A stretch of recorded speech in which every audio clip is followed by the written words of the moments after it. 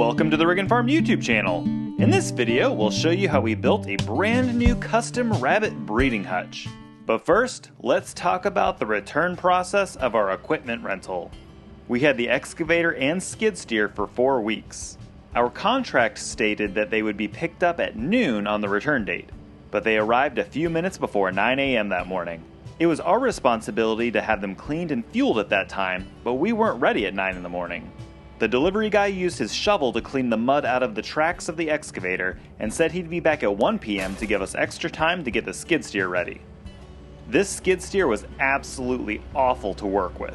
Not only did it get stuck in the mud every single day we worked with it, but the grapple fell off constantly. That made things extremely difficult and frustrating. Mud was caked in the tracks, so we started hosing it off. 40 minutes later, and it was almost clean. The other side also needed to be cleaned and took about the same amount of time. The bucket, which was also a piece of garbage and broke when we ran into a tree stump that was covered with a few inches of dirt, also needed to be hosed. Can't forget to wash the backside. The floorboard was also a mess from climbing into the machine. After spending 3 hours cleaning the skid steer, the guy came back and drove it through the mud, so it had to be cleaned again.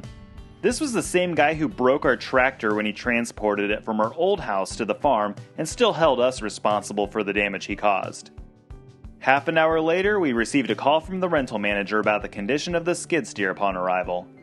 She said it hadn't been cleaned, so I told her the situation and offered to send her video proof of how it was cleaned before the delivery guy drove it all through the mud rather than using the driveway. She also said that there was damage that wasn't covered by the insurance.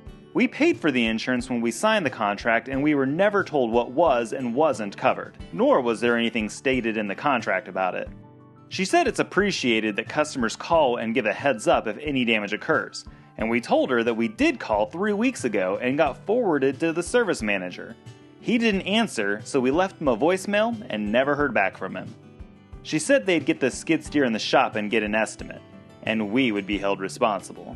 I told her that we paid for a month of use and didn't get our money's worth because of the constant issues we had. It's now a week later and we haven't heard back from them about anything. Hopefully they'll use that $3,400 we just paid for the skid steer rental to put towards the damages that were caused from the grapple that was already damaged when we received it. We definitely won't be doing business with them anymore. Well, enough about that.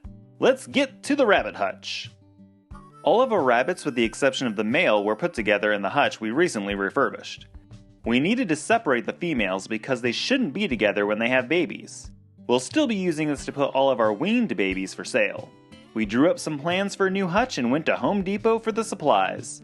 The original plan was to use 1x2s for the floor, but we saw this lattice that would work perfectly and was priced a lot cheaper. When we got to checkout, it was actually 4 times the price of what was on the shelf, so we ended up getting the 1x2s after all. Everything was loaded into the trailer and we headed back to the farm to get started. Our miter saw was used to cut all of the lumber to the right size after we measured and marked it. We're using 4 4x4s as the corner posts and 2x4s for the rest of the frame to build a 6 feet by 8 feet hutch with 6 separate living quarters for our adult rabbits.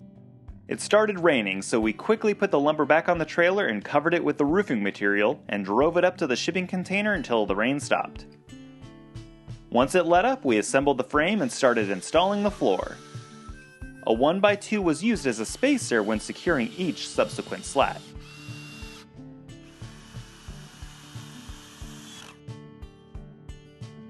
Looks pretty good, doesn't it? The front and back of the hutch have the 4x4 posts in the way and prevented the last few 1x2s from being installed. These 2x2 scraps from our new deck were perfect for creating a place for the slats to rest on and be screwed down. Scrap 2x4s were installed vertically to create a place to attach the doors. Speaking of the doors, they were also made with 1x2s. A speed square was crucial to ensure perfect 90-degree angles. The frame and wire were held together with a strip of 1x2 that was screwed into place. We used a staple gun to secure the sides of the wire to the door. Before attaching the doors, we installed wire to the frame using staples.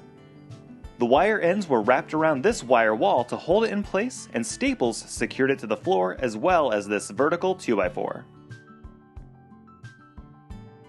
The next day, we grabbed our tools from the shipping container and headed out to start working when we saw this chicken hanging out on the hutch. When we got within the fencing, we saw this rabbit ripping fur off of herself and then noticed the nest she was making in the hay trough. The doors were installed and scrap 2x2s were secured vertically to be used as doorstops. When we went to check on the rabbits afterwards, we discovered a surprise. Babies! After they were all out, the mama went to get some food and water for herself and gave us the opportunity to see her little cuties. We worked on the hutch some more and came back to find that Mama had added some more fur to keep her kits warm. They are so adorable.